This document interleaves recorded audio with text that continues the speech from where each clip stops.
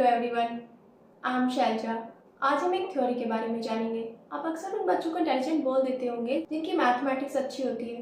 बेशक वो इंटेलिजेंट है, लेकिन आप बाकी बच्चों को क्या कहेंगे? क्या वो इंटेलिजेंट नहीं है, या फिर आप उनको एवरेज से बिलो कैटेगरी में रखेंगे? नहीं, ऐसा बिल्कुल भी नहीं है।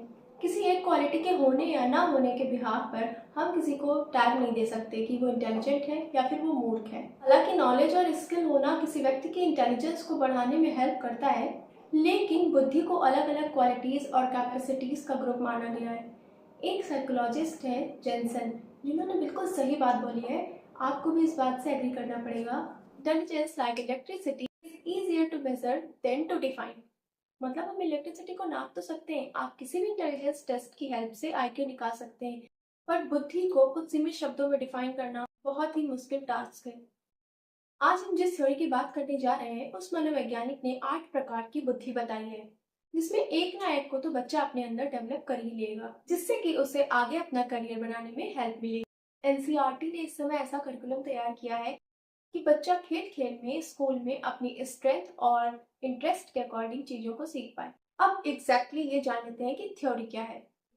अमेरिकन साइकोलॉजिस्ट हार्वर्ड गार्डनर ने 1983 में थ्योरी ऑफ मल्टीपल इंटेलिजेंस दी। इसमें गार्डनर ने बुद्धि को समझाने के लिए 8 टाइप्स की इंटेलिजेंस बताई।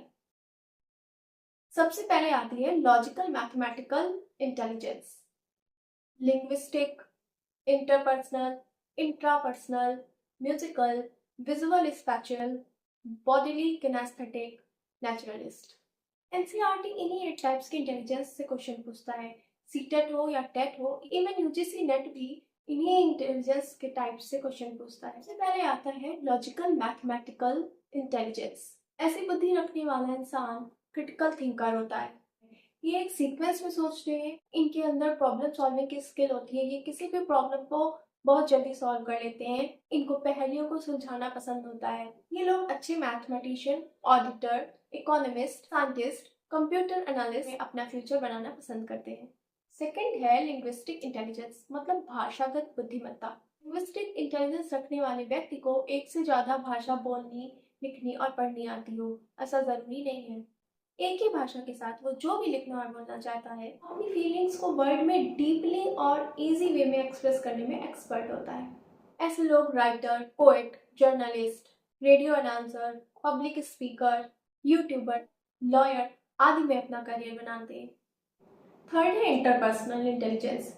इसमें व्यक्ति दूसरे व्यक्ति की फीलिंग्स और नीड्स को काफ़ी अच्छी तरीके से समझने में सक्षम होते हैं। सामने वाले के बिहेवियर और नेचर को लेकर बहुत ज़्यादा सेंसिटिव होते हैं। इनका बातचीत करने का तरीका काफ़ी इफेक्टिव होता है।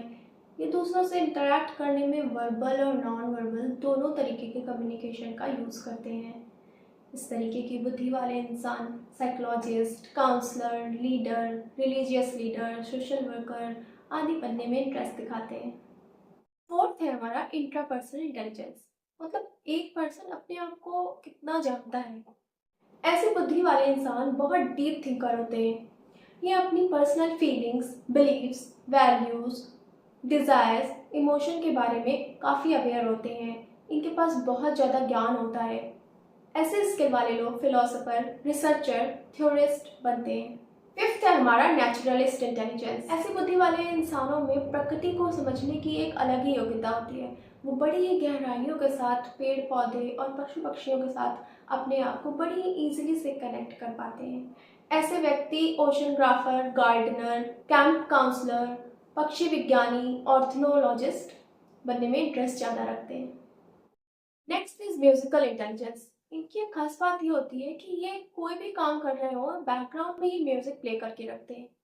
ऐसी बुद्धि वाले इंसान गाने के rhythm, tone, timber of sound बड़ी आसानी से पहचान लेते हैं। वो बहुत ज़्यादा सेंसिटिव होकर म्यूजिक को सुनते हैं। वो तुरंत कैप्चर कर लेते हैं कि गाने में कहाँ पे रिदम, टोन और कुछ मिस हो गया है। ऐसे व्यक्ति piano teacher, composer, musician, music therapist अच्छे बनते हैं। नेक्स्ट है हमारा विजुअल स्पैशियल इंटेलिजेंस। इस टाइप की बुद्धि रखने वाले व्यक्ति वस्तुओं और जगहों को याद रखने में बड़े तेज होते हैं। ये अपने आसपास के एनवायरनमेंट के लिए बहुत अवेयर होते हैं। उनके पास एक अच्छा सेंस ऑफ डायरेक्शन होता है, उनका इमेजिनरी पावर बहुत ज़्यादा स्ट्रांग होता है। वो किसी भी ऑब्जेक्ट को 3D व्यू या फिर टॉप व्यू या बॉटम व्यू में इमेजिन कर सकते हैं। इवन उनके पास एब्स्ट्रैक्ट इमेजिनरी की भी कैपेसिटी होती है। ये एक अच्छे आर्किटेक्ट, आर्टिस्ट, इंजीनियर और इन्वेंटर बनते हैं।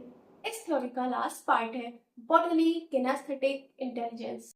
इस टाइप की बुद्धि वाले इंसानों में माइंड बॉडी कोऑर्डिनेशन एक बहुत ही इंपॉर्टेंट रोल प्ले करता है।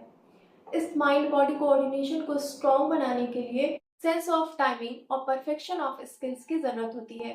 जिनके अंदर ऐसा बैलेंस होता है वो जिम्नास्ट, एथलीट, सर्जन और डांसर आदि बन सकते हैं। ये थी गार्डनर की मल्टीपल इंटेलिजेंस थ्योरी।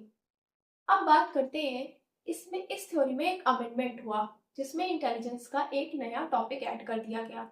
वो था एग्जिस्टेंशियल इंटेलिजेंस, जो कि इतना इम्पोर्टेंट नहीं है, लेकिन फिर भी इसके बारे में थोड़ा सा जान लेते हैं। ऐसे लोग दूसरों को बड़ी गहराई से समझने की क्षमता रखते हैं। वो दूसरों के अस्तित्व को और उनके डिस्टर्बिंग क्वेश्चंस को, जैसे कि मैं जिंदा क्यों हूँ या इस पृथ्वी पे मैं क्यों आया हूँ और मेरे मरने के बाद क्या होगा, इस टाइप के वगैरह वगैरह, इस टाइप के अजीब से क्वेश्चंस को बड़े ही स्किलफुली और सेंसिटिविटी के साथ टैकल करते हैं। ऐसे लोग एब्स्ट्रैक्ट थ्योरीज बनाते हैं। वैसे अभी तक एग्जिस्टेंशियल इंटेलिजेंस के बारे में किसी भी टीचिंग एग्जाम में पूछा नहीं गया है। और हाँ, theory of multiple intelligence examiners का फेवरेट टॉपिक है।